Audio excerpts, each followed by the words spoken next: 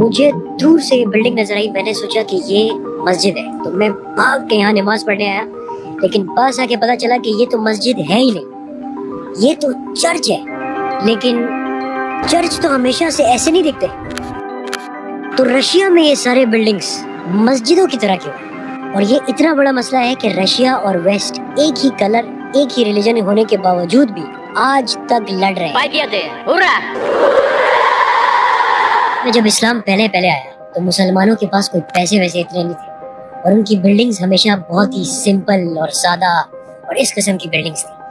لیکن آہستہ آہستہ مسلمانوں نے بہت ہی تیزی سے رومن اور پرشین امپائر دونوں کو فتح کر لیا, اور ان کے سارے خزانے اور ٹریجرز مسلمانوں کو مل گئے. یہ ایسا ہے کہ اگر آج کوئی رشیا اور امریکہ دونوں کو فتح کرے تو صرف 50 سال بعد مسلمانوں کے ایک بہت ہی طاقتور بادشاہ جس کا نام عبد الملک بن مروان تھا, اس نے پہلی دفعہ یروشلم میں یہ بلڈنگ بنائی, ڈوم آف دا راک. یہ اس لیے نہیں کہ اسلام میں کوئی راؤنڈ شیپ یا ڈوم کی کوئی حیثیت ہے یا عزت ہے, یہ اس لیے کہ اس سے 100 سال پہلے کرسچنز نے دنیا کی سب سے خوبصورت بلڈنگ بنائی تھی جس کا نام تھا ہایا صوفیہ. اسی سے انسپائر ہو کے مسلمانوں نے بھی یروشلم میں مسجد اقصی کے پاس ڈوم آف دا راک بنایا, اور یہاں سے اسلام میں ڈومز بنانے کا کلچر شروع ہو گیا.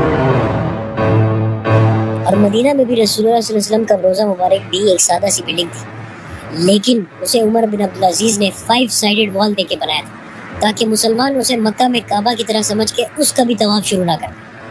لیکن اس کے اوپر بھی ڈوم بنا. یہ کس نے بنایا؟ یہ تو رسول اللہ صلی اللہ علیہ وسلم کے 500 سال کے بعد ایک مملوک سلطان نے اس کے اوپر ڈوم بنایا, لیکن اس کا کلر براؤن اور گولڈن تھا.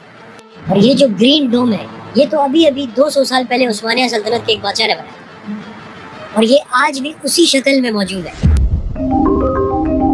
اصل میں 2000 سال پہلے رومن امپائر ہر طرف پھیل گئی تھی, تو اس کے بادشاہ نے سوچا کہ کیوں نہ ہم اس امپائر کو 2 حصوں میں ڈیوائڈ کریں.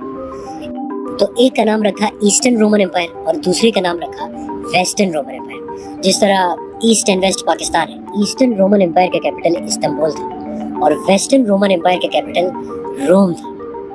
ایسٹرن رومن امپائر ایشیائی کلچر سے بہت انفلوئنس تھے, اور ویسٹرن رومن امپائر یورپین طریقے سے اپنی زندگی گزار رہے تھے. تو آرام سے ان دونوں میں کلچرل ڈیفرنسز بہت تیزی سے بڑھتے گئے, اور آرام سے ان دونوں امپائرز کے درمیان لڑائیاں شروع ہو گئی. ان دونوں امپائرز میں نفرت اس حد تک بڑھی کہ آخر ان کا ریلیجن کرسچینٹی بھی 2 حصوں میں بڑھ گیا, جیسے شیعہ اور سنی. تو ویسٹرن رومن امپائر کیتھولکس بنے جس میں پوپ کی ہر بات کو مانا جاتا ہے اور پوپ سب سے امپورٹنٹ بندہ ہوتا ہے, اور ایسٹرن رومن امپائر آرتھوڈاکس مطلب پرانی کرسچینٹی کو مانتے رہے. پھر بھی یہ دونوں ایک دوسرے کو بھائی مانتے تھے.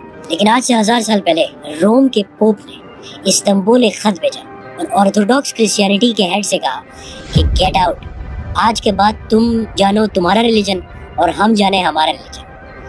اس خط کے بعد یہ دونوں سائڈز اتنے زیادہ ڈیوائیڈ ہوئے کہ اس کے بعد کبھی بھی یہ ایک نہیں ہو سکے, اور آج تک یہ ایک دشمنوں کی طرح ایک دوسروں سے لڑ رہے ہیں. اور آج تک ان دونوں کے ڈفرینس کلیئرلی دیکھا جا سکتا ہے. ویسٹ کا چرچ ایسا ہوتا ہے اور ایسٹ کا چرچ ہمیشہ مسجدوں کی طرح ہوتا ہے, اور پوپ ہمیشہ کلین شیو ہوتا ہے, جبکہ آرتھوڈاکس کرسچینٹی کے بڑے ہمیشہ سے مسلمانوں کی طرح ہوتے ہیں. لیکن یہ سب تو ترکی اور استنبول کی سٹوری ہے. اس میں رشیا کا کیا تعلق ہے؟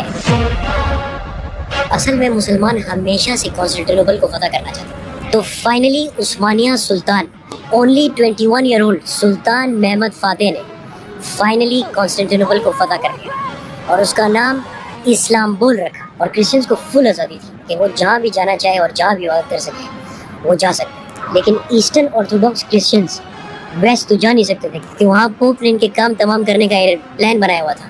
تو ان کے پاس صرف ایک آپشن رہ گیا تھا, وہ تھا نارتھ رشیا. اور یہ سارے لوگ وہاں سے رشیا کی طرف آ گئے اور ماسکو آرتھوڈاکس کرسچنز کا کیپٹل بن گیا. اور آج بھی امریکہ اور رشیا کے درمیان وہی لڑائی جاری ہے, حالانکہ ان کا کلر ریلیجن سب سیم ہے. سو کوئنسیڈنس اور مے بی ناٹ.